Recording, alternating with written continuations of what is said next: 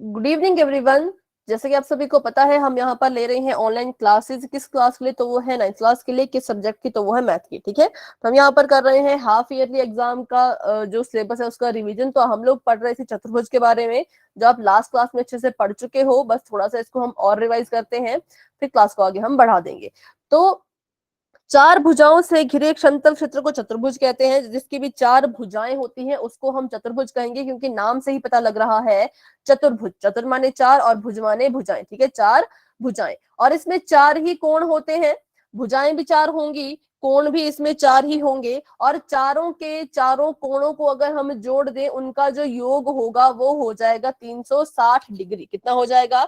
360 degree. 360 degree इसका जो है वो योगफल हो जाएगा। इसी को हम कहते हैं चतुर्भुज। तो चतुर्भुज जो है वो बहुत तरह के होते हैं, लेकिन इनमें जो कॉमन चीजें रहेंगी वो कुछ ये रहेंगी कि सभी के पास चार भुजाएं होंगी। अब वो चारों भुजाएं, चतुर्भुज में सभी के पास चारों भुजाएं होंगी। अब वो चारों भुजाएं एक दूसरे के बराबर हैं या एक दूसरे से अलग हैं। उन भुजाओं के बीच में 90 डिग्री का कोण बन रहा हो या उन भुजाओं के बीच में 60 डिग्री का कोण बन रहा हो, इससे हमें कोई फर्क नहीं पड़ता। अगर भुजाएं चार हैं और कोण भी चार हैं तो उसको हम चतुर्भुज ही कहेंगे। ठीक है, तो वो ऐसा भी दिख सकता है। बस चार भुजाएं हो तो मतलब चतुर्भुज। एंगल कोण उसके पास चार होंगे और सभी कोणों को जब आप जोड़ोगे तो उनका जो योग है वो 360 डिग्री ही आएगा। ठीक है, ये कुछ चतुर्भुज की गुण होते हैं, चतुर्भुज की प्रॉपर्टीज होती हैं। अब बढ़ते हैं हम आगे, देखते हैं बारी बारी इनके बारे में।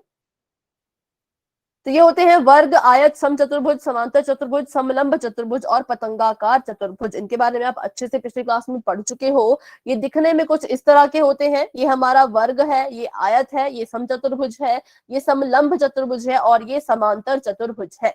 तो होता क्या है यहाँ पर देखें तो वर्ग और आयत के बारे में तो सभी अच्छे से जानते होंगे, है ना। लेकिन कंफ्यूज कहाँ होते हैं? तो बच्चे कंफ्यूज हो जाते हैं कि सम चतुर्भुज और समांतर चतुर्भुज में कैसे फर्क किया जाए। ठीक है, तो यहाँ पर आपने कंफ्यूज नहीं होना है। कैसे इनमें फर्क करना है मैं आपको बताती हूँ।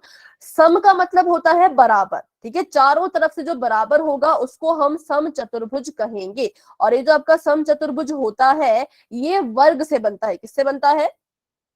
ये जो आपका सम चतुर्भुज होता है बच्चों, ये कुछ कुछ वर्ग की तरह हमें दिखता है। जैसा आपका वर्ग होता है वैसे ही आपका सम चतुर्भुज भी होगा।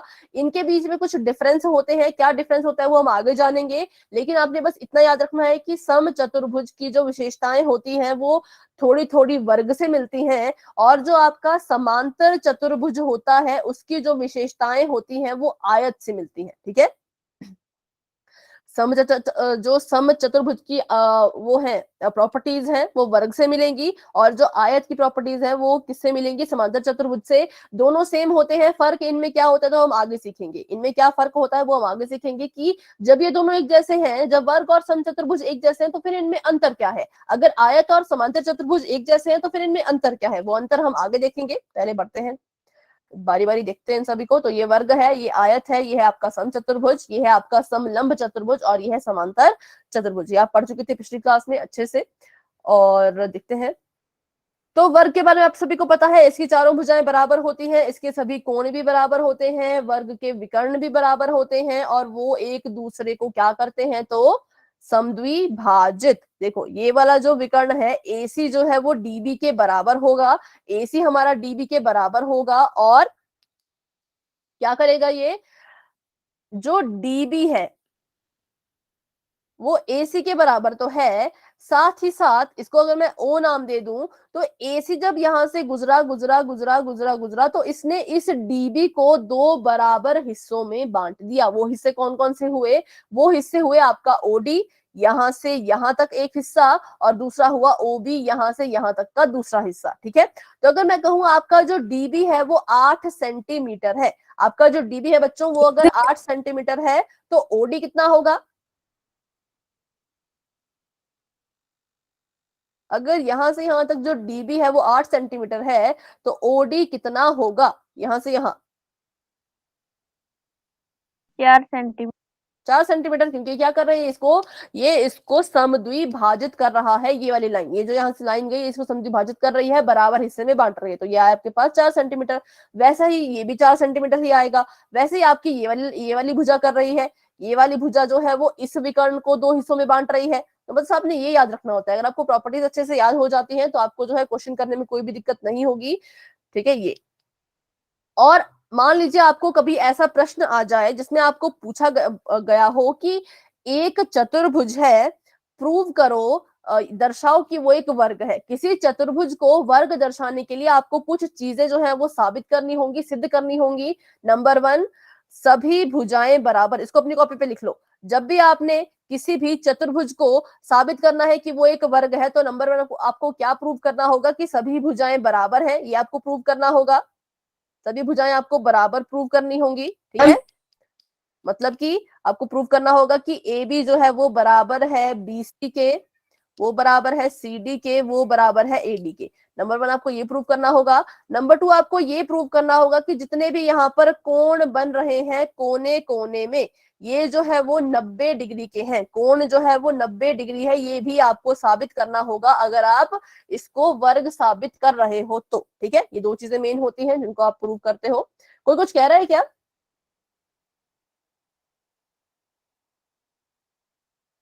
ठीक है मैम भी दे दो।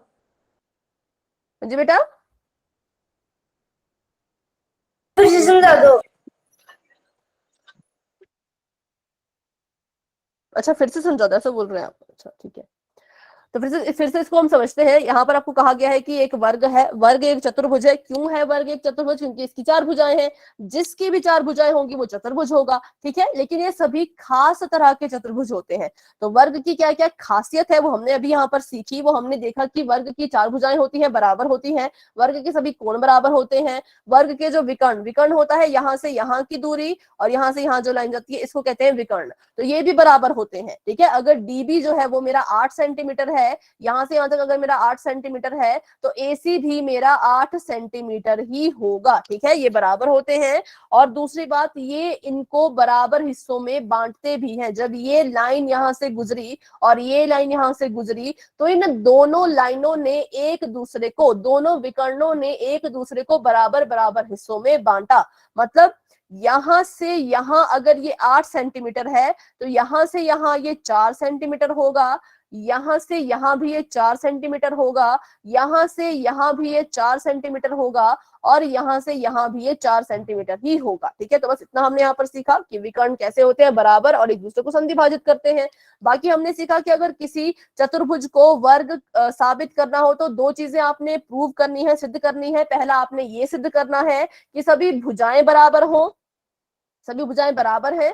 और दूसरी चीज आपने प्रूव करनी है कि सारे कोण जो है वो 90 डिग्री के हैं। बस इतना ये अभी हमने सीखा, तो इसको आप अपनी कॉपी पे जरूर नोट कर ले, ठीक है। आगे बढ़ते हैं। तो आगे आपके पास है आयत। आयत की कुछ विशेषताएं होती है वो देखिए। तो आमने सामने की भुजा समांतर भी होगी और बराबर भी होगी। अगर ये 5 सेंटीमीटर है तो ये भी 5 सेंटीमीटर होगा, अगर ये 4 सेंटीमीटर है तो ये भी 4 सेंटीमीटर होगा। इसके हम विकर्णों की बात कर ले तो इसके जो विकर्ण होते हैं वो भी बराबर होते हैं, ठीक है। लेकिन ये समविभाजित नहीं करते हैं, लेकिन ये बराबर होते हैं। अगर AC की वैल्यू कितनी है? अगर AC की वैल्यू जो है वो आपकी 10 सेंटीमीटर है तो DB की वैल्यू भी आपकी 10 सेंटीमीटर ही होगी, ठीक है। लेकिन जब आपने इसको, आपको कहा गया हो कि कोई एक चतुर्भुज है, उसको आपने प्रूव करना है कि वो आयत है, तो आपको क्या क्या सिद्ध करना होगा? नंबर 1, आमने सामने की भुजाएं बराबर है, आपने प्रूव करना है। आमने सामने की भुजा बराबर, ये आपने पहली चीज साबित करनी है। और दूसरा आपने साबित करना है इसमें भी कि जो कोण है वो कितने डिग्री का होना चाहिए? तो कोण जो है वो 90 डिग्री के होने चाहिए, ठीक है। यहाँ पर भी आपने दो चीजें साबित करनी है। पीछे वाले में आपने सारी भुजाएं बराबर साबित करनी थी और यहाँ पर आपने सिर्फ आमने सामने की भुजा ही बराबर जो है वो साबित करनी है। अगर आप ये दो चीजें कर लेते हो साबित तो आपका प्रूव हो जाएगा कि जो आपका चतुर्भुज है वो एक आयत है। ये सभी को समझ आया तो वाई टाइप कीजिए कि मैं आपको क्या समझाने की कोशिश कर रही हूँ। अगर आपको समझ आ रहा है तो वाई टाइप कीजिए। आपको क्वेश्चन आता है ना कि ऐसा ऐसा है तो सिद्ध करो कि आयत है, ऐसा ऐसा तो सिद्ध करो ये स्क्वायर है। तो वही मैं बता रही हूँ कि क्या आपने उसमें सिद्ध करना है, ठीक है। कौन सी चीजें आप उसमें सिद्ध करोगे उसका एक आइडिया मैं आपको यहाँ पर दे रही हूँ। आगे देखते हैं। तो आगे आपके पास है समचतुर्भुज। तो समचतुर्भुज की सभी भुजाएं बराबर होती है क्योंकि ये वर्ग की तरह ही दिखता है और इसके आमने सामने के कोण भी बराबर होते हैं। ये कोण बराबर है इसके और ये कोण बराबर है इसके, ठीक है। आमने सामने के कोण भी इसमें क्या होते हैं, आमने सामने के कोण भी इसमें बराबर होते हैं, और ये भी बराबर होते हैं, देखो, ठीक है। लाल वाला लाल वाले के बराबर होगा, और नीला वाला नीले वाले के बराबर होगा। तो आगे ये यहाँ पर उसके बाद देखें तो विकर्ण एक दूसरे को 90 डिग्री के कोण पर समद्विभाजित करते हैं। जो विकर्ण है वो एक दूसरे को जो है वो 90 डिग्री के एंगल पे समद्विभाजित करते हैं। ये देखिए ऐसे, ठीक है, ऐसे जो है इसको समद्विभाजित ये करते हैं। तो बस इतना ही था इसमें। तो फिर इस वर्ग में और इस समचतुर्भुज में फर्क क्या है? तो फर्क सिर्फ इतना है, कोण का फर्क है, ठीक है। जो आपका वर्ग होता है उसके चारों कोण जो होते हैं वो 90-90 डिग्री के होते हैं, है ना। ये भी 90, ये भी 90, ये भी 90, ये भी 90। लेकिन जो आपका समचतुर्भुज है उसके कोण 90 डिग्री के नहीं है, उसके कोण किसी भी डिग्री के हो सकते हैं, जरूर नहीं कि वो 90 डिग्री के ही हो। अगर किसी, ध्यान से मेरी बात सुने, अगर किसी समचतुर्भुज के कोण 90 डिग्री के हो जाएं तो वो एक वर्ग बन जाएगा। वो क्या बन जाएगा? वो एक वर्ग बन जाएगा अगर उसके सभी कोण कितने कितने डिग्री के हो जाएं, 90 डिग्री के। तो बस इतना ही फर्क है समचतुर्भुज और वर्ग में, कोणों का फर्क।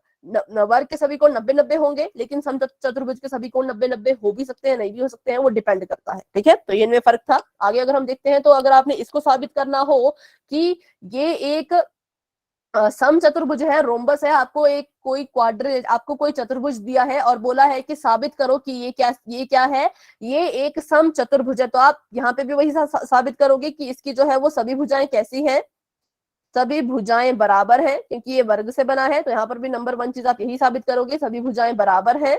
और नंबर 2, आप अगर ये साबित कर दो, अगर आप ये साबित कर दो कि इसके जो विकर्ण है,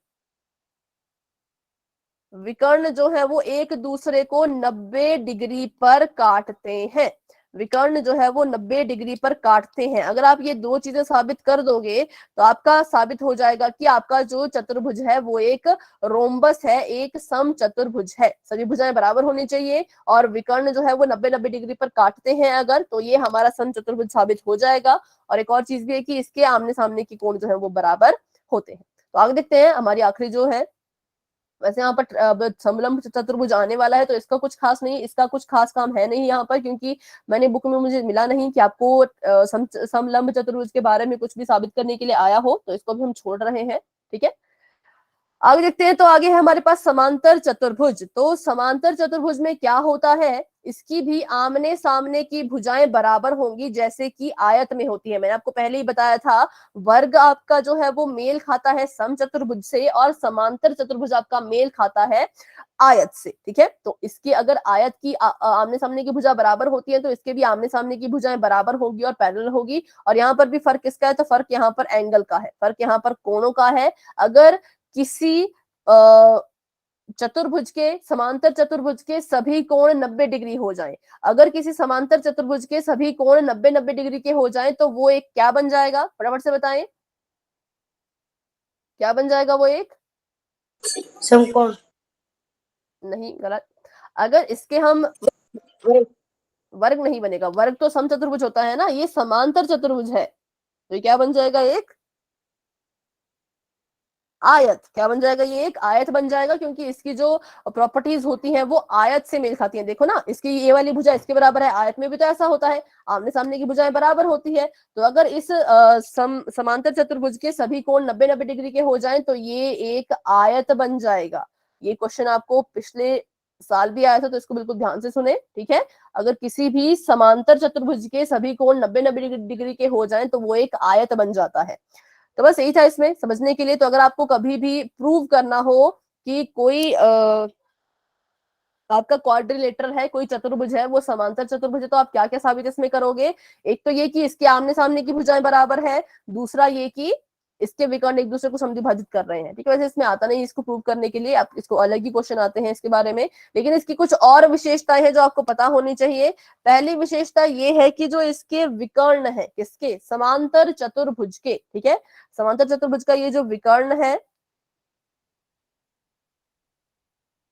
ये वाला विकर्ण भी और दूसरा वाला भी जो ऐसे परे को गया है ना, पर हम एक को ही लेंगे अभी, इसको मैं ले रही हूँ।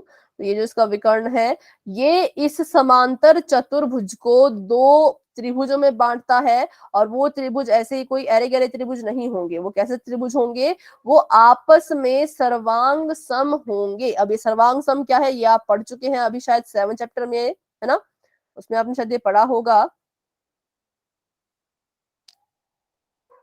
ये देखो ऐसे, मतलब ये इसको एक आप विकर्ण मान लो, ये जो लाल और काला सेम से मैंने लिखा, ये एक विकर्ण है। तो इस विकर्ण ने क्या किया, इस विकर्ण ने इस पूरे समांतर चतुर्भुज को दो त्रिभुजों में बांट दिया। और ये दोनों आपस में सर्वांग सम है। सर्वांग सम मतलब अगर आप इसको एक के ऊपर एक रखोगे तो ये एक दूसरे के ऊपर बिल्कुल फिट आएंगे। ठीक है, मान लो ये हमारे पास दो त्रिभुज हैं, मैंने कहा कि ये दोनों सर्वांग सम है, तो इसका मतलब क्या है कि ये वाली भुजा इसके बराबर होगी, ये वाली भुजा इसके बराबर होगी, ये वाली भुजा इसके बराबर होगी। और ये वाला जो कोण है इस त्रिभुज का, ये वाला कोण इसके बराबर होगा, ये वाला कोण इसके बराबर होगा, और ये वाला कोण जो है वो इसके बराबर होगा। ठीक है, ये क्या है इसकी, ये भी इसकी एक विशेषता है, एक गुण है। इसको हम कहते हैं सर्वांग सम त्रिभुज को। सर्वांग सम, जब कोई त्रिभुज सर्वांग सम होते हैं तो ऐसे उनको कहा जाता है, उनकी हर एक चीज जो है वो बराबर बराबर होती है। ठीक है, तो सर्वांग सम आपको समझ आ गया होगा, नहीं समझ आए तो आगे हम क्वेश्चन करेंगे तो आपको अच्छे से ये पता लग जाएगा। तो क्या करता है इसका ये विकर्ण, एक समांतर चतुर्भुज को दो त्रिभुजों में बांट देगा और वो दोनों आपस में सर्वांग सम होंगे। ठीक है, चलिए तो करते हैं अभी हम कुछ क्वेश्चन और देखते हैं कि कैसे कैसे इनको सॉल्व किया जाता है। ये कुछ प्रॉपर्टीज थी इनकी, अभी बढ़ते हैं आगे। तो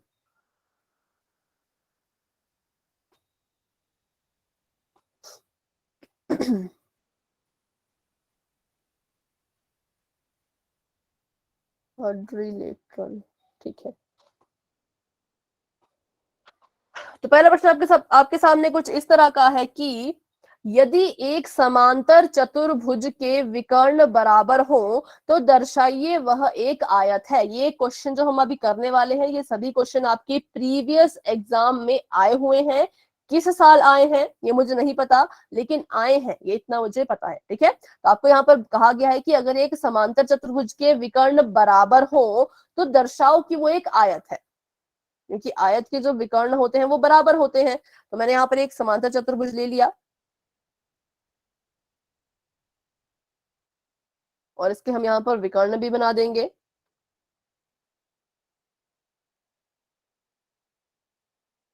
ठीक है, और इसको हम नाम दे देते हैं तो ए बी सी डी। अब हमने क्या साबित करना है कि ये एक आयत है। तो मैंने आपको अभी अभी समझाया था, अगर हमें कभी भी ऐसा साबित करना हो कि ये एक आयत है तो क्या हमें प्रूव करना पड़ेगा, क्या हमें सिद्ध करना पड़ेगा कि इसके जो सभी कोण हैं वो कितने डिग्री के हैं, बताएं कितने डिग्री के हैं। 90। 90 डिग्री। तो कोण 90 डिग्री के हैं, ये हमने जो है वो सिद्ध करना है। ठीक है, हमें दिया क्या है, दिया हमें सिर्फ इतना है कि जो आपके विकर्ण है वो बराबर है। विकर्ण बराबर है मतलब कौन कौन बराबर हुए, नाम बताएं उनके।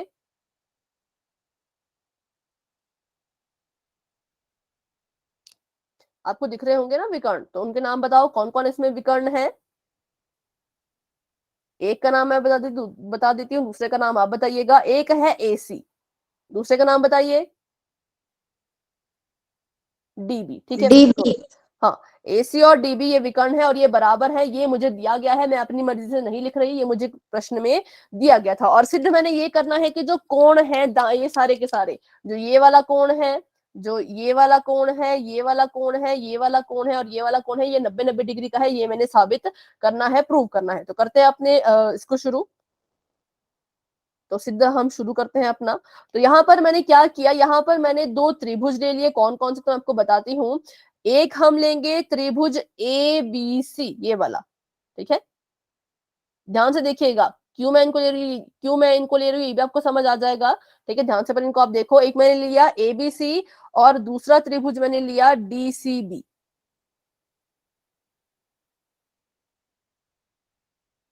ठीक है, ए बी सी और डी सी बी तो लिखते हैं यहाँ पर इसको। त्रिभुज ए बी सी और त्रिभुज डी बी सी, चलो, या डी सी बी लिख लो, डी सी बी। सभी को समझ आया? मैंने ये साथ वाले त्रिभुज लिए, जो ये वाला त्रिभुज है और जो इसके साथ वाला त्रिभुज है, मैंने आमने सामने वाले नहीं लिए, मैंने साथ साथ वाले त्रिभुज लिए हैं। क्यों लिए हैं तो आपको पता लग जाएगा थोड़ी देर में। तो अब हमने इसको सर्वांग सम साबित करना है, तो कैसे करेंगे बताइए? आपको इसमें क्या क्या दिख रहा है? अगर आपको नहीं नजर आ रहा तो आप स्क्रीन को जूम कर लो, इस आकृति को जूम कर लो और मुझे बारी बारी से बताओ कि क्या क्या इसमें हम सर्वांग सम, ये क्या क्या इसमें हम बराबर लिख सकते हैं। पहला मैं आपको बता देती हूँ, पहला इसमें बराबर आ जाएगा AC बराबर है DB। क्यों बराबर आ गया? AC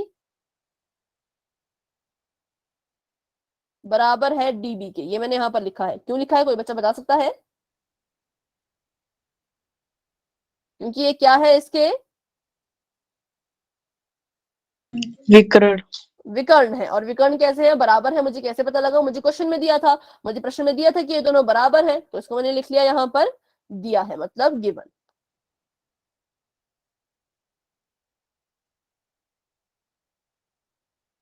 और दूसरा अगर यहां पर देखें तो BC बराबर है CB। क्यों आया, क्यों मैंने यहां पर लिखा कि BC CB के बराबर है? क्योंकि ये दोनों देखो, ये दोनों जो है वो ABC वाले ट्रायंगल में भी है और DCB वाले त्रिभुज में भी है। तो ये कैसी रेखा है? ये उभयनिष्ठ रेखा है। कैसी रेखा है ये? उभयनिष्ठ। उभयनिष्ठ मतलब कॉमन, कॉमन मतलब जो तीन दोनों त्रिभुज में आ रही है, ठीक है, उसको हम कहते हैं उभयनिष्ठ। ये उभयनिष्ठ है क्योंकि ये दोनों त्रिभुज में आ रही है। आगे देखें तो इसमें और कौन कौन बराबर हो जाएगा, तो DC बराबर है AB। बताएं, मैंने लिखा कि ये जो DC है ये AB के बराबर है, ऐसा मैंने क्यों लिखा होगा? सोचिए और बताइए। ये एक समांतर चतुर्भुज है, तो समांतर चतुर्भुज में आमने सामने की जो रेखाएं होती हैं उनमें क्या रिलेशन होता है? कैसी होती हैं वो? अलग अलग होती हैं या एक जैसी होती हैं, बराबर होती हैं? तो वो कैसी होती है? वो होती है बराबर, ठीक है, इक्वल होती हैं, बराबर होती हैं। आमने सामने की भुजाएं क्या होती है? समांतर चतुर्भुज की पैरेलल भी होती हैं और बराबर भी होती हैं। तो ये देखिए, मैंने यहाँ पर ये तीन चीजें ली और यहाँ से कौन सा जो है वो सर्वांग समता का नियम यहाँ पर लग गया, तो यहाँ पर लग गया एस एस एस सर्वांग समता का नियम। और मेरे जो त्रिभुज है ABC वो किसके सर्वांग सम हो गया? यहाँ पे मैं लिखती हूँ, त्रिभुज ABC जो है वो सर्वांग सम हो गया किसके? त्रिभुज DCB के, ठीक है, DCB। चलिए, तो मैंने इसको सर्वांग सम प्रूव कर दिया है। अब देखते हैं आगे। तो लेकिन मुझे यहाँ पर क्या प्रूव करना है? एक मिनट, फिर से मैं यहाँ पे इसको कलर कर रही हूँ। आप ध्यान से देखिए मैंने कौन कौन से त्रिभुज लिए हुए हैं। एक मैंने लिया है ABC और दूसरा मैंने लिया है CDB। ये, तो जब मैंने इसको सर्वांग सम प्रूव किया तो मैंने ये साथ में ये भी साबित हो जाएगा, क्योंकि अब ये सर्वांग सम है तो इसके सभी चीजें बराबर हो जाएंगी। तो यहाँ पर मैंने ये एक और चीज लिख ली कि जो एंगल B है वो एंगल C के बराबर हो जाएगा, ठीक है। एंगल B किसके बराबर है? एंगल C के। इसका नाम लिखते हैं पूरा, इसका हम यहाँ पर पूरा नाम लिखेंगे, एंगल ABC। जो त्रिभुज के नाम है वही मेरे कोणों के भी नाम होंगे, ठीक है, जो त्रिभुज के नाम है वही मेरे कोणों के नाम होंगे। तो एंगल ABC बराबर है एंगल DCB के। ये मेरे पास आ गई इक्वेशन नंबर 1, पहला समीकरण मेरे पास ये आ गया। अब इन्होंने कहा कि ये एक समांतर चतुर्भुज है, तो मतलब ये जो रेखा यहां से यहां को जा रही है ये पैरेलल लाइन है ना, ये पैरेलल है और ये भी पैरेलल है। और हम सभी को पता है कि पैरेलल लाइन के बीच से जो रेखा जाती है ऐसे को, वो एक तिर्यक रेखा होती है, तिर्यक रेखा होती है ना। और उसके आसपास जो भी कोण बनते हैं उनके बीच में कोई ना कोई रिश्ता होता है। तो एंगल C का जो कोण है वो ऊपर बन रहा है। यहाँ देखो, एंगल C का कोण ऊपर बन रहा है। इसको मैं जूम कर देती हूँ, आपको नजर नहीं आ रहा होगा। मैंने आपको समझाया कि ये जो आपकी रेखा है यहां से यहां तक ये पैरेलल है ना, किसके? नीचे वाली के। पैरेलल है, समांतर है, और इनके बीच से एक तिर्यक रेखा जा रही है। तो जब बीच से एक तिर्यक रेखा जाती है तो जो साथ में कोण बनते रहते हैं उनके बीच में कुछ ना कुछ रिश्ता भी होता है। तो यहाँ पर एक कोण बन रहा है, एंगल सी नाम है उसका, तिर्यक रेखा के टच में है और दो पैरेलल लाइन के टच में भी है। और दूसरा कोण यहाँ पर बन रहा है एंगल बी, तो ये भी तिर्यक रेखा से भी टच हो रहा है और हमारी रेखा से भी टच हो रहा है। तो ये कैसे कोण हुए? ये हमारे पास अंतः एकांतर कोण हुए। ठीक है, एकांतर नहीं, अंतः कोण, सॉरी, एकांतर नहीं हुए, एकांतर तो आपके अल्टरनेट होते हैं। ये हमारे पास है अंतः कोण। कैसे कोण है ये? अंतः कोण है ये। तो इन दोनों को जब हम जोड़ते हैं, ये आपका नियम होता है। ये हम कब पढ़ेंगे? ये हम पढ़ेंगे 6 चैप्टर में। अगर आपको 6 चैप्टर अभी पढ़ाया नहीं है, शायद मैम ने थोड़ा सा पढ़ाया होगा, पर उसने आपको ये वाली चीज शायद नहीं बताई होगी, है ना। तो ये अंतः एकांतर कोण है, और अंतः एकांतर कोण को जब हम जमा करते हैं, मतलब angle A plus A B C को जब हम जमा करेंगे एंगल डी सी बी में, तो वो कितने के बराबर आएगा उनका जोड़? तो उनका जोड़ जो है वो 180 के बराबर आएगा। ठीक है, ये मैंने क्यों लिखा? क्योंकि मुझे दिया गया है प्रश्न में ही, मुझे सब कुछ दिया था। मुझे कहा कि एक समांतर चतुर्भुज है, तो मतलब ये पैरेलल लाइंस है, और ये तिर्यक रेखा है। तिर्यक रेखा के यहाँ पर एक कोण बना है, यहाँ पर दूसरा कोण बना है, इनको कहते हैं सह आंतरिक कोण। हाँ, अब मुझे याद आया, इनको कहते हैं सह आंतरिक कोण। और जब आप सह आंतरिक कोण को जोड़ोगे तो वो 180 डिग्री के बराबर आएगा। तो इसको मैंने नाम दे दिया इक्वेशन नंबर 2। ठीक है, इसको मैंने नाम दे दिया इक्वेशन नंबर 2। अब यहां से हम किसकी वैल्यू निकाल सकते हैं? अब यहां से हम अपने कोण की वैल्यू निकाल सकते हैं, जो कि कौन सा है? A B C. इस कोण की वैल्यू हम निकालेंगे, तो देखिए कैसे निकालेंगे। मैंने एंगल ए बी सी को ए बी सी ही लिखा, जमा करेंगे हम इसको डीसीबी में। अब डीसीबी तो एबीसी के बराबर है, इसके बराबर है ना, ये देखो ये इसके बराबर है। तो क्या मैं इस डीसीबी की जगह पर एबीसी लिख सकती हूँ? क्या मैं यहाँ पर एबीसी लिख सकती हूँ? क्योंकि दोनों तो बराबर है, ये लिखो या ये लिखो कोई फर्क नहीं पड़ेगा। तो इसका मतलब हाँ, मैं यहाँ पर लिख सकती हूँ एंगल ए बी सी। ठीक है, और कितने के बराबर है? तो ये 180 के बराबर है। कैसे 180 के बराबर है? मैंने आपको अभी इसका रीजन बता दिया है। ठीक है, अब इसको करते हैं हम सॉल्व। तो एबीसी में जमा करो एबीसी, तो यहाँ आ जाएगा 2 एंगल ए बी सी। 2 बार एबीसी है तो 2 एंगल एबीसी बराबर है 180 डिग्री। अब बताइए एंगल एबीसी की वैल्यू कितनी आएगी? 2 यहाँ पर गुणा हो रहा है, परे जाके क्या हो जाएगा? क्या करेगा परे जाके ये इसके साथ? यहाँ गुणा हो रहा है तो परे क्या कर देगा? भाग कर देगा। भाग करेगा तो कितना आंसर आ जाएगा हमारे पास? एंगल एबीसी बराबर आ जाएगा हमारे पास 90 डिग्री। ठीक है, तो मतलब हमने पहली अचीवमेंट हासिल कर ली है। हमने अपने एक कोण को 90 डिग्री के बराबर जो है वो साबित कर दिया है। यहीं से इसी तरह अगर मैं एबीसी ना लिख के, है ना, मैं यहाँ पर एबीसी ना लिख के डीसी भी लिख दूं, यहाँ भी डीसीबी और यहाँ भी डीसीबी, सॉल्व सेम ऐसे ही होगा जैसे एबीसी सॉल्व हुआ है। तो ऐसे करते करते डीसीबी की वैल्यू भी कितनी आ जाएगी? बताएं फटाफट से, ये आप ही बताएंगे मुझे। ऐसे ही अगर हम हल करें तो डीसीबी जो हमारा कोण है, एंगल डीसीबी, वो भी कितना आ जाएगा? प्रोसेस सेम यही रहेगी, बस नाम चेंज होगा। यहाँ पर एबीसी तो यहाँ पर डीसीबी आ जाएगा। कितने डिग्री का हो जाएगा? बताएं बच्चों, चैट बॉक्स में लिख लो चाहे।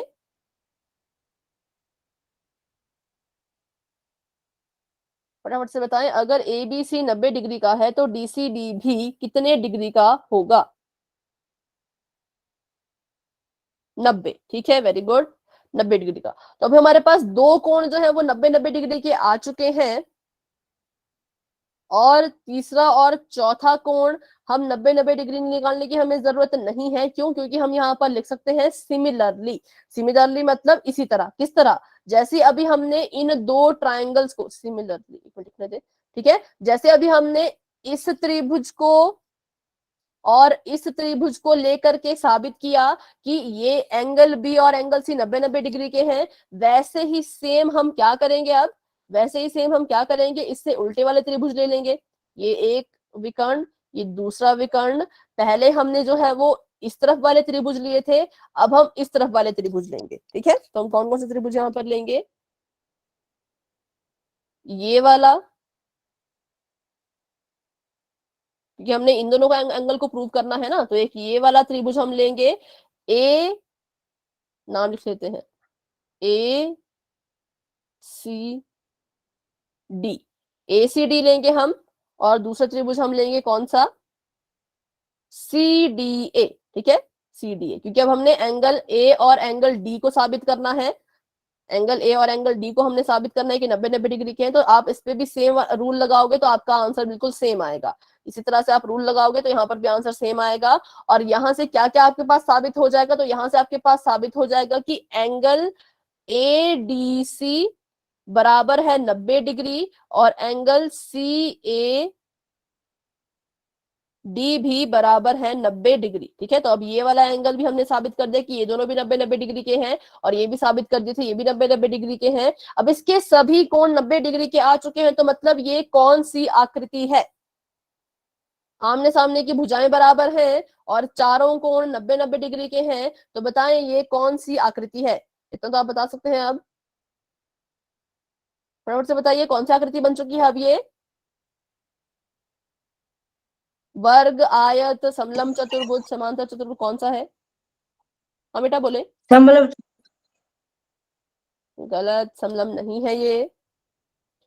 साबित करना समांतर। बोला था हमें, नहीं, हमें कहा था कि इसको प्रूव करो कि ये एक आयत है, तो ये एक आयत बन चुका है अब। ठीक है, क्योंकि इसके आमने सामने की भुजाएं कैसी है? आमने सामने की भुजाएं जो है वो बराबर हैं और सारे के सारे एंगल जो है वो अब 90 डिग्री के हैं। तो अब हमने इसको प्रूव कर दिया कि ये एक आयत जो है वो बन चुका है। प्रश्न में हमसे पूछा था कि साबित करो ये एक आयत है। तो अभी बताएं, इस क्वेश्चन में किसी को कोई डाउट है?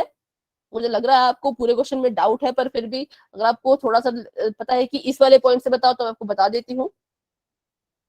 बस आपको स्टेप बाय स्टेप चलना है। आपको बस ये त्रिभुज लेने थे और त्रिभुज लेके आपने यही साबित करना है कि चारों एंगल 90-90 डिग्री के हैं। एक बार आपने ये साबित कर दिया चारों 90 डिग्री के हैं, तो फिर आपके पास कोई वो रहेगा ही नहीं, आपका साबित हो जाएगा कि ये आयत है। तो बताएं, इस क्वेश्चन में कोई डाउट है तो पूछे, नहीं है तो वाई टाइप कर दो, फिर अगला क्वेश्चन देखते हैं।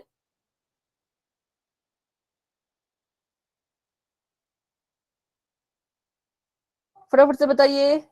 ठीक है, एक बच्चे ने वाई लिखा है, बाकी बच्चे भी बताएं। दोबारा समझा दो। ठीक है, दोबारा इसको हम समझते हैं। ठीक है, चलिए, इसको मैंने अभी मिटा दी। इसको एक बार दोबारा समझ लेते हैं, भवित कह रहे हैं।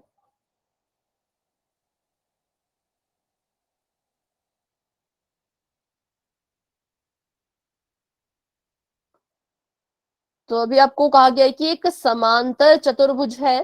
ठीक है, उसको आपने साबित करना है कि वह एक आयत है। तो आयत को साबित कैसे करते हैं मैंने आपको अभी बताया था, जो इसकी हम प्रॉपर्टीज पढ़ रहे थे ना, इसलिए मैंने आपको बताया वहां पर कि कैसे इसको साबित किया जाता है। तो ये एक आपका समांतर चतुर्भुज है। इसके जो है वो कुछ विकर्ण है। यहाँ पर विकर्ण ऐसे बनाया गया है, पहला विकर्ण ये और दूसरा विकर्ण ये।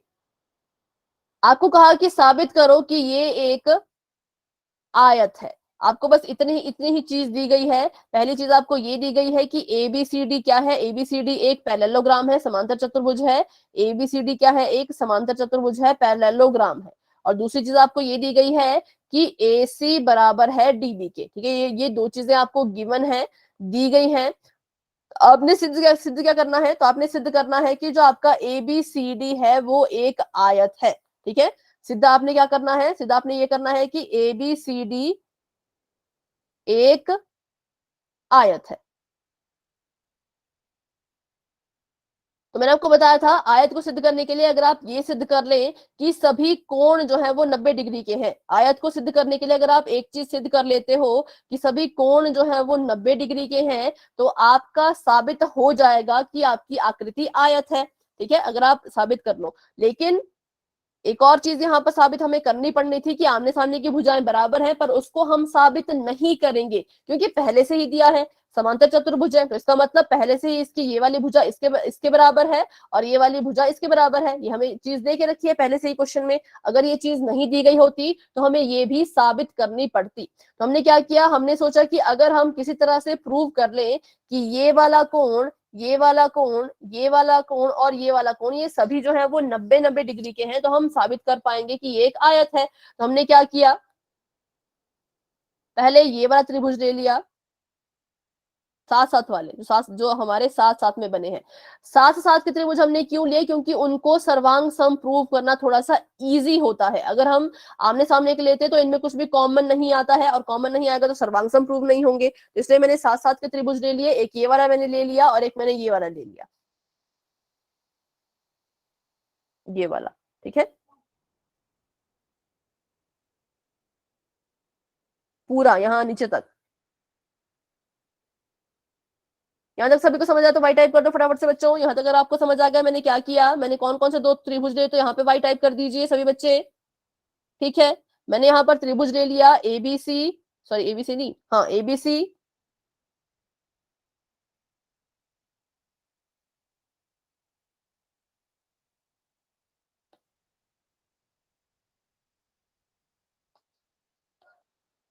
त्रिभुज एबीसी और त्रिभुज डी सी बी, ठीक है, A B C D C B. अब इसको मैंने सर्वांग सम प्रूव करना है। सर्वांग सम प्रूव करने के लिए हम क्या करते हैं, कुछ रूल्स उसके होते हैं, कुछ नियम उसके होते हैं। एक होता है एस एस एस नियम, एक होता है एस ए एस, एक होता है ए एस, है ना, ऐसे ऐसे से कुछ नियम होते हैं, वो यहाँ पर लगते हैं, तो उससे हम कहते हैं कि हमारे दो त्रिभुज सर्वांग सम प्रूव हो गए। तो यहाँ पर हम करेंगे कोशिश। तो मैंने पहले यहाँ पर देखा कि इस त्रिभुज में ए बी जो है वो डीसी के बराबर है। ए बी जो है वो डीसी के बराबर है। क्यों बराबर है, क्योंकि ये एक समांतर चतुर्भुज है और इसकी आमने सामने की भुजाएं बराबर होती हैं, ठीक है। यहाँ मैं लिख लूंगी पैरेललोग्राम है, पैरेललोग्राम मतलब समांतर चतुर्भुज, और इसकी आमने सामने की भुजाएं बराबर होती हैं, इसलिए डीसी बराबर है ए बी। दूसरा मैंने देखा तो यहाँ पर बीसी बराबर है बीसी, क्योंकि देखो इस त्रिभुज में भी बीसी है, जो मैंने ए बी सी लिया उसमें भी बीसी है, और जो मैंने डी बी सी लिया उसमें भी बीसी है। तो बीसी बीसी इसमें उभयनिष्ठ है, कॉमन है, ठीक है, दोनों के पास है, दोनों के पास ये, तो उसको हम कहते हैं उभयनिष्ठ। और उसके बाद देखें तो और क्या था इसमें कॉमन, कॉमन नहीं, और क्या था इसमें बराबर, तो ए सी बराबर है डीबी के। एसी बराबर है डीबी के, क्यों, क्योंकि ये विकर्ण है और विकर्ण आपस में बराबर माने क्या मतलब दिया है इन्होंने, या तो गिवन है कि विकर्ण आपस में बराबर है। अब यहाँ पर जो नियम लग गया सर्वांग समता का, वो लग गया एस एस एस नियम, ठीक है। साइड साइड साइड भुजा भुजा भुजा नियम यहाँ पर लग गया है सर्वांग सम का। तो इससे क्या हुआ, जो मेरा त्रिभुज है एबीसी वो सर्वांग सम हो गया मेरे त्रिभुज डी सी बी के, ठीक है। किसके किसके सर्वांग सम ये हो गया, डीसीबी के सर्वांग सम ये हो गया, क्योंकि यहाँ पर नियम लग गया है डी सी बी के। अब हम क्या करेंगे, तो अब यहाँ पर हम लगा लेंगे एक नियम सीपीसीटी जिसको बोलते हैं, क्योंकि अगर ये दोनों त्रिभुज सर्वांग सम है तो ये इसके बराबर होगा, और ये तो बराबर ही है, और ये वाला जो कोण है ये इस कोण के बराबर होगा, ठीक है। ये हमने जब इसमें सीपीसीटी लगाया तो हमने पाया कि ऐसे ऐसे इसमें हो रहा है, तो मतलब एंगल एबीसी जो है वो किसके बराबर हो जाएगा, एंगल डीसी बी के। ये दोनों एंगल बराबर आ गए, ये इसको मैंने नाम दे दिया इक्वेशन नंबर 1। अब मैंने यहाँ पर देखा कि एक समांतर चतुर्भुज था, कैसा चतुर्भुज था, समांतर था, तो मतलब इसकी ये वाली जो भुजा है, ये वाली भुजा नीचे वाली भुजा के समांतर है, ठीक है। और ये जो बीच से रेखा जा रही है ये एक तिर्यक रेखा जा रही है, क्योंकि समांतर लाइनों के बीच में से तिर्यक रेखा जाती है, और तिर्यक रेखा जब जा रही है तो यहाँ पर जो कोण बन रहे हैं इनके बीच में कुछ ना कुछ रिश्ता जरूर होगा, ये आपस में किसी ना किसी तरह से रिलेट कर रहे होंगे, क्योंकि तिर्यक रेखा का यही तो काम होता है। तो ये दोनों हमारे कैसे त्रिभुज हैं, ये हमारे हैं सह आंतरिक त्रिभुज। सह आंतरिक त्रिभुज मतलब को इंटीरियर एंगल, और को इंटीरियर एंगल को जब आप जमा करते हो तो इनका जो सम होता है वो आता है 180 डिग्री। तो ये दोनों को इंटीरियर एंगल हैं, कैसे हैं, क्योंकि समांतर चतुर्भुज था इसलिए। तो ट्राइंगल एबीसी में, सॉरी एंगल एबीसी में जब आप एंगल डीसीबी को जमा करोगे तो आपके पास आएगा 180 डिग्री, ठीक है। यहां से मैंने आपको बताया कैसे इसको हमने हल करना है। तो ए बी सी जो है वो डीसीबी के बराबर है, बराबर है, तो इनको हम एक बारी में लिख सकते हैं, है ना। एंगल एबीसी को हम जो है वो, या एंगल एबीसी को एबीसी लिख लिया, डीसीबी को हम एबीसी लिख सकते हैं, क्योंकि ये दोनों बराबर हैं। ए अगर बी के बराबर है तो ए को आप ए लिखो या ए को आप बी लिखो, उस पर कोई फर्क नहीं पड़ता। वैसे ही एंगल डीसीबी को मैं डीसीबी लिखूं या एसीबी लिखूं, इस पे भी कोई फर्क नहीं पड़ेगा। तो मैंने यहाँ पर लिख लिया एंगल ए बी सी, ठीक है, बराबर है 180। अब इनको जमा कर दो तो दो एंगल एबीसी यहाँ पर आ गए, क्योंकि क्या होता है जब आप लिखते हैं एक्स जमा में एक्स तो आप लिखते हो 2x, तो वैसे ही एबीसी जमा में एबीसी है तो हम लिखेंगे इसको 2abc, ठीक है, लिख दिया हमने इसको। उसके बाद देखते हैं आगे, तो यहाँ पर आ गया आपके पास 180 डिग्री, और एबीसी की वैल्यू निकाले तो कितना आ जाएगा, तो आ जाएगा यहाँ पर 90 डिग्री। ठीक है, 180/2 करेंगे हम, तो यहाँ पर आ जाएगा 2 एकम 2, 2 9 18, 90 डिग्री का कोण हमारे पास यहाँ पर आ रहा है एबीसी। वैसे ही अगर हम डीसीबी की वैल्यू निकालें तो हमारा जो डीसीबी है वो भी 90 डिग्री ही आएगा। यहाँ पर आप एबीसी मत लिखो, यहाँ पर आप डीसीबी लिख लो, डीसीबी डीसीबी, तो यहाँ पर भी आ जाएगा डीसीबी और यहाँ पर भी आ जाएगा डीसीबी और एंगल आपका 90 डिग्री ही रहेगा। ठीक है, तो बस यहाँ पर हमने जो है वो इनकी वैल्यू निकाल ली है। पर अभी हमारे सिर्फ ये वाले जो एंगल है ये ही 90-90 डिग्री के आए, एक ये वाला और एक ये वाला। ठीक है, लेकिन हमें इन दोनों को भी प्रूव करना है, तो यही सेम टेक्निक आपने अपने वापस से इन दोनों त्रिभुज पे लगा देनी है, तो आपका इसका आंसर भी जो है वो आ जाएगा। ठीक है, इसको आप खुद से कोशिश कीजिएगा। तो यहाँ पर आप क्या करेंगे, अब किस किस पे आप अपना वो लगाएंगे, देखते हैं इसको भी।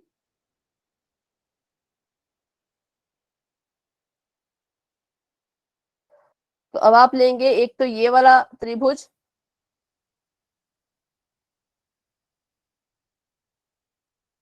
पूरा यहां से यहां तक, और एक लेंगे आप यहां से यहां तक वाला। ठीक है, इसको, इन दोनों को। तो ये आपके लिए होमवर्क है, इसको आप खुद कीजिएगा। बाकी फिर आपका आंसर अगर नहीं आएगा तो फिर आप मुझसे पूछ लेना। तो अभी करते हैं हम अपना अगला क्वेश्चन। ये क्वेश्चन यही तक था, इसको आप बार बार घर में प्रैक्टिस करें, और अगर आपको अभी भी समझ नहीं आया तो क्लास की रिकॉर्डिंग जरूर देखें। क्लास की रिकॉर्डिंग बार बार आप पॉज कर करके देखें कि क्या मैं कह रही हूँ, क्यों मैं कह रही हूँ, तो आपको शायद और अच्छे से समझ आ जाएगा। अभी बढ़ते हैं अपने अगले सवाल की तरफ।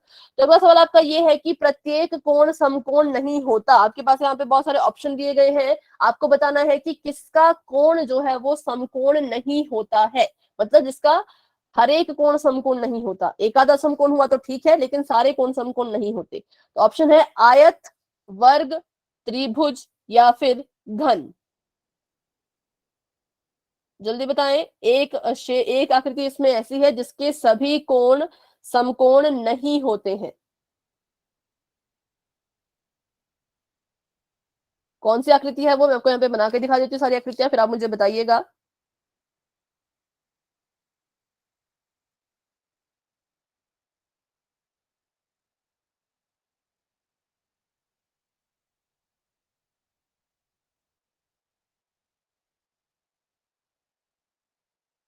चलिए, कौन सी आकृति इसमें ऐसी है जिसके हर एक कोण को हम समकोण नहीं बना सकते।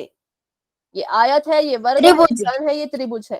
ठीक है, बिल्कुल सही आपका आंसर है, क्योंकि त्रिभुज के सारे कोण 90 डिग्री के नहीं हो सकते हैं, समकोण नहीं हो सकते हैं, सिर्फ एक ही हो सकता है, इसको हम कहते हैं समकोण त्रिभुज। ठीक है, तो इसका आंसर है त्रिभुज, क्योंकि इसके सभी कोण जो है वो समकोण नहीं हो सकते। आगे देखते हैं।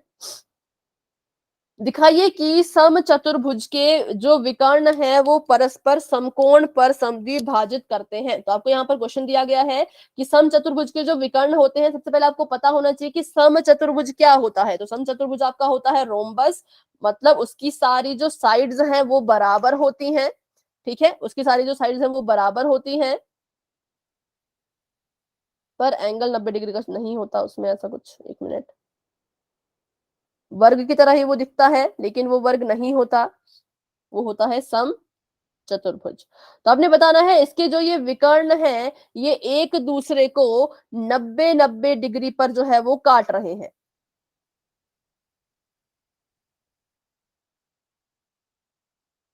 ठीक है, ये आपने बताना है। तो करते हैं इसको प्रूफ। यहां पर मैंने लिख दिया है ए बी सी डी, ये है ए बी सी और डी। ठीक है, तो हम अगर इसको हम जो है सम चतुर्भुज साबित करना चाहते हैं तो हमें क्या क्या साबित करना होगा। अच्छा नहीं, हमें हमें ये दिया है, हमें गिवन है कि एक सम चतुर्भुज है, तो इसकी क्या क्या खासियत होती है, तो पहले लिख लेते हैं। अगर ये एक सम चतुर्भुज है तो इसमें ए बी जो है वो डीसी के बराबर है, और सीबी के बराबर है, और एडी के बराबर है, मतलब इसकी सारी भुजाएं जो है वो आपस में बराबर हैं। ठीक है, ये कब होगा, क्योंकि ये एक सम चतुर्भुज है इसलिए हमने इसको ऐसे लिखा। और दूसरी चीज इसमें ये है कि, बस इतना ही। ठीक है, तो क्या करेंगे हम यहाँ पर साबित हमें करना है कि ये जो एंगल है ये वाला, तो ये चल नहीं रहा है पेन, ये सारे के सारे 90 डिग्री है। तो हम ये क्या करेंगे, दो यहाँ से उठाएंगे ट्रायंगल को और साबित करते जाएंगे।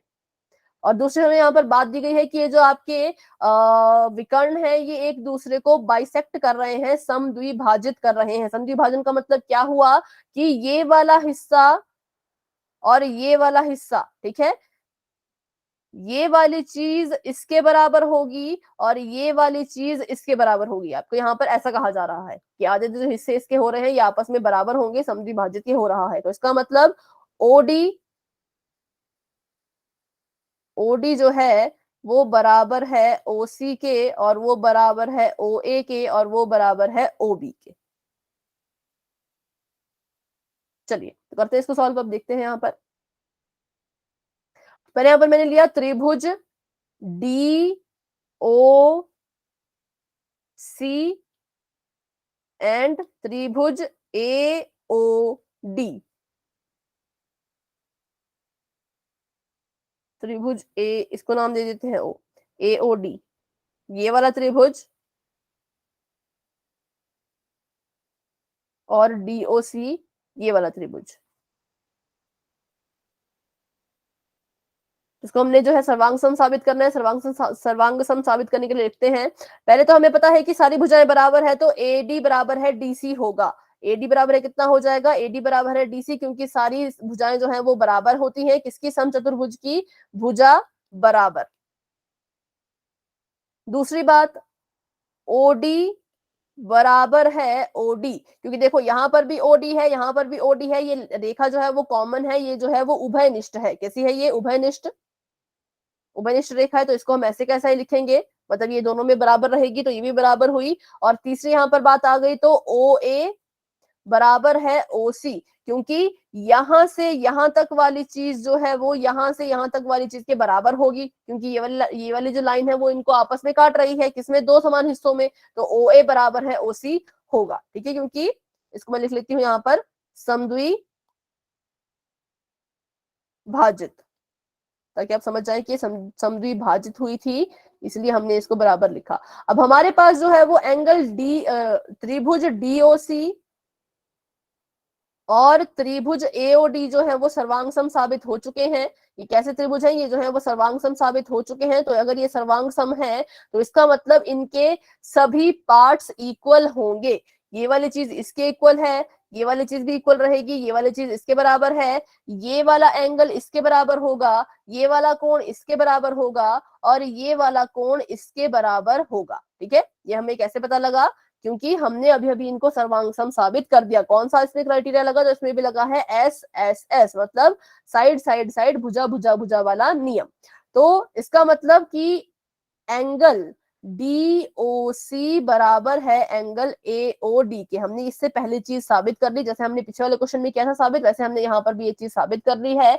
और दूसरी चीज हमें यहाँ पर दिख रही है कि अगर एक आधार हो और ऊपर से एक रेखा हो और ऐसे यहाँ पर कोण बने हो, तो ये कोण आपस में क्या बनाते हैं, ये कोण आपस में बनाते हैं लीनियर पेयर, रैखिक युग्म। ठीक है, रैखिक युग्म। और जो आपका रैखिक युग्म होता है वो होता है 180 डिग्री का। कितने डिग्री का होता है, 180 डिग्री का। इसका मतलब एंगल नंबर 1 इसको मान लो, एंगल नंबर 2 इसको मान लो। जब आप एंगल नंबर 1 में एंगल नंबर 2 को जोड़ोगे तो आपका आंसर जो है वो 180 डिग्री आएगा। ठीक है, ये आपका आंसर 180 डिग्री आना चाहिए। तो यहाँ पर अगर हम ध्यान से देखें तो ये हमारे पास आ गया बेस, मतलब आधार।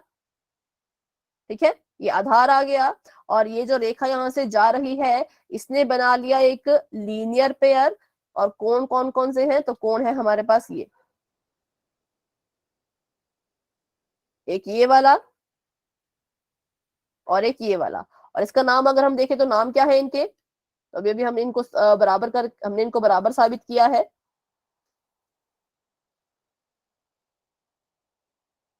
AOD और DOC। ठीक है, तो हम क्या करेंगे यहाँ पर, इसको हम लिख लेंगे कि जो एंगल DOC है और जो एंगल AOD है वो लीनियर पेयर बना रहे हैं। क्या बना रहे हैं, रैखिक युग्म बना रहे हैं। तो इनका अगर हम जोड़ करेंगे तो वो 180 डिग्री के बराबर आएगा, क्योंकि रैखिक युग्म का जोड़ जो है वो 180 डिग्री के बराबर ही आता है। तो ये आ गया 180 डिग्री। अब इसमें से वही करेंगे जो हमने पिछले क्वेश्चन में किया था। यहाँ पर DOC और AOD है, इसमें से किसी एक को हम जो है वो सब्स्टिट्यूट कर देंगे, वैल्यू को पुट कर देंगे। तो मैंने यहाँ पर DOC को DOC ही लिखा, ए ओ डी के बदले में यहाँ पर डीओसी लिख लूंगी, क्योंकि ये बराबर तो है, तो कोई भी लिख लो, इस पे कोई फर्क नहीं पड़ता। यहाँ पर भी डीओसी आ गया और यहाँ पर आ गया आपके पास 180 डिग्री, और ये आ गया 2 एंगल डीओसी बराबर है 180 डिग्री। और यहाँ से साबित हो गया कि एंगल डीओसी जो है वो 180 डिग्री के बराबर, सॉरी 180 नहीं 90 डिग्री के बराबर है, क्योंकि ये बटे में चला जाएगा ना, 2 यहाँ पर गुणा हो रहा है तो यहाँ पर बटे में चला जाएगा, तो ये आ गया 90 डिग्री के बराबर। डीओसी 90 डिग्री है तो एंगल एओडी भी 90 डिग्री ही होगा, क्योंकि यहाँ पर आप चेंज कर लो, आप यहाँ पर डीओसी ना लिख के डीओसी को एओडी में बदल दो, एओडी एओडी, ठीक है, तो यहाँ पर भी कितना आ जाएगा एओडी, तो यहाँ पर 180 आ गया, और आपके पास एओडी फिर यहाँ पर भी कितना आ जाएगा, तो वो भी आपका 90 डिग्री आ जाएगा। ठीक है, तो ऐसे यहाँ पर 2 एंगल तो हमने साबित कर लिए, और यहाँ पर भी वही चीज आती है कि अब आप क्या करेंगे, अब आप जो आपके त्रिभुज बच गए हैं उन दोनों को लोगे और उनपे भी सेम यही चीज अप्लाई करोगे, तो आपके बाकी के जो 2 एंगल बच रहे हैं वो भी 90 डिग्री आ जाएंगे। ठीक है, मैं आपको बताती हूँ कौन कौन से आपने करने हैं। तो एक ये है, एक ये है, एक, दो,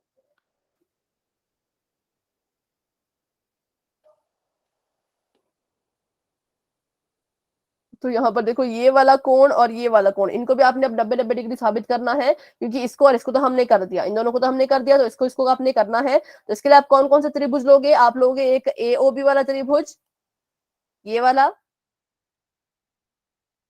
ठीक है, और दूसरा त्रिभुज आप लेंगे ये वाला, इनको आप सर्वांग साबित करोगे, और उसके बाद जैसे हमने पहले वाले त्रिभुज में किया वैसे ही आप इसमें भी करोगे, तो आपका आंसर आ जाएगा ये वाला एंगल और ये वाला एंगल आपके 90-90 डिग्री आ जाएंगे, और आपका क्वेश्चन जो है वो सॉल्व हो जाएगा। ठीक है, तो ये क्वेश्चन देख लेते हैं अगला, क्या इसमें किया जा रहा है। एक आयत के विकर्ण डैश होते हैं, तो बताइए एक आयत के विकर्ण कैसे होते हैं, बराबर होते हैं, अलग अलग होते हैं, कैसे होते हैं। एक आयत के विकर्ण जो होते हैं वो आपस में बिल्कुल बराबर होते हैं, बराबर। और आगे देखें तो अब इस क्वेश्चन में थोड़ी सी कंफ्यूजन है, लेकिन देखेंगे कि इसमें क्या होगा। यहाँ पर आपको पूछा गया है कि यदि किसी चतुर्भुज के विकर्ण परस्पर समकोण पर प्रतिच्छेद करते हैं, मान लो अभी हमने पीछे क्वेश्चन भी किया है कि अगर किसी चतुर्भुज के विकर्ण जो है वो कहाँ पर प्रतिच्छेद करते हैं, 90-90 डिग्री पर प्रतिच्छेद करते हैं, तो वो आकृति कौन सी होगी, तो वो आकृति समचतुर्भुज भी हो सकती है और वर्ग भी हो सकती है। इन दोनों में से कोई एक इसका आंसर होगा। फाइनल आंसर क्या है वो मैं आपको बताऊंगी नेक्स्ट क्लास में।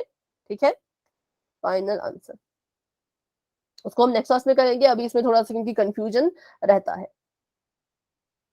और ये आपका 8.2 का क्वेश्चन है, इसको भी हम नेक्स्ट क्लास में करेंगे। तो अभी के लिए आप मुझे ये बताएं कि बहुत से बच्चे अभी क्लास को लेफ्ट कर चुके हैं, तो क्या आप एक चैप्टर को नहीं पढ़ना चाहते, तो आप कौन सा चैप्टर पढ़ना चाहते हैं, अपने चैप्टर का नाम बताएं, क्योंकि अब बहुत से बच्चे स्टार्टिंग में तो जुड़ते हैं पर बाद में लेफ्ट होना शुरू हो जाते हैं, तो इसका रीजन मुझे समझ नहीं आता कि क्यों ऐसा हो रहा है। अगर आप कोई और चैप्टर पढ़ना चाहते हो तो आप मुझे बता सकते हो, अभी टाइम है हमारे पास। आपके जो सिलेबस में आ रहा है उसमें से कौन सा चैप्टर है जो आप करना चाहते हो। अगर आपको 8 चैप्टर समझ नहीं आ रहा, बहुत टफ लग रहा है, लग रहा है कि क्लास लगा के भी कुछ फर्क नहीं पड़ रहा, तो कोई और चैप्टर बता दीजिए, उसको हम कर लेंगे। तो अभी देखिए 5 मिनट है, आप सभी अपनी बुक निकालें और देखिए कौन सा चैप्टर आप करना चाहते हो। फर्स्ट तो वैसे हम कर चुके हैं। अच्छा, मेरे पास यहाँ पर है कौन कौन से चैप्टर आए हैं।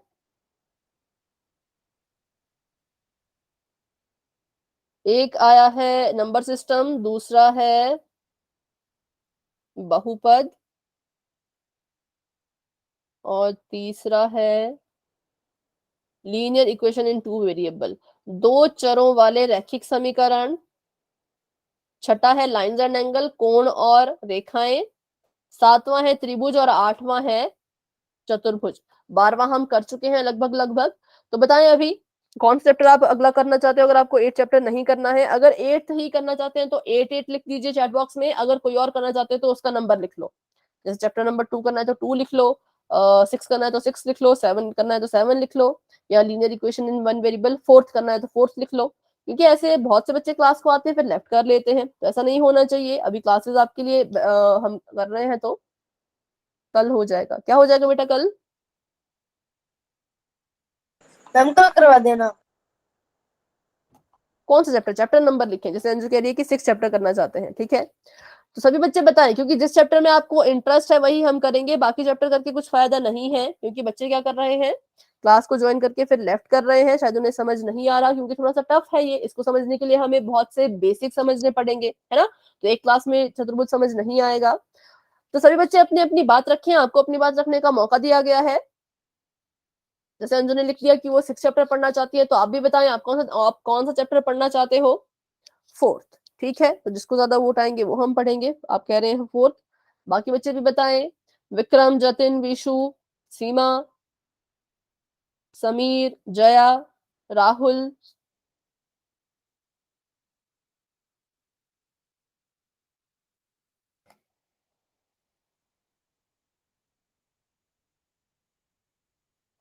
सिक्स 4, एक और 6 और एक और 4।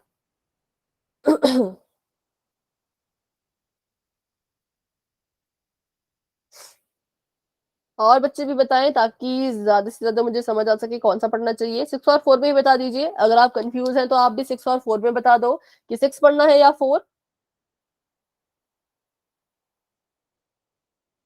4 चैप्टर आपका है 2 चरों वाले रैखिक समीकरण, ठीक है। और 6 चैप्टर आपका है रेखा और कोण।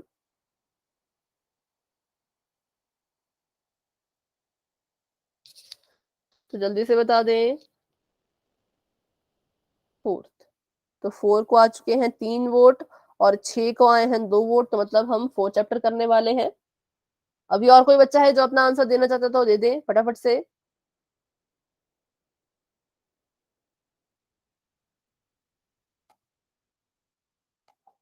4th, ठीक है। तो अगली क्लास में हम पढ़ेंगे 4th चैप्टर ही। तो क्लास में सभी बच्चे बने रहेंगे, कोई भी बच्चा फिर क्लास को लेफ्ट ना करे, ठीक है। आप में से तो कोई भी लेफ्ट नहीं करना चाहिए, अच्छे से हम उसको करेंगे। तो चलिए आज की क्लास को यहीं तक रखते हैं। अभी आज के क्वेश्चन जो आपको करवाए उसमें कोई डाउट है तो आप क्लास में रुक के मुझसे पूछें, कोई डाउट नहीं है तो आप क्लास को लेफ्ट कर सकते हैं। अगली क्लास में हम करेंगे 4th चैप्टर, जितना भी हमसे हो पाएगा, ठीक है। ओके बच्चों, ओके, गुड नाइट एवरीवन। सभी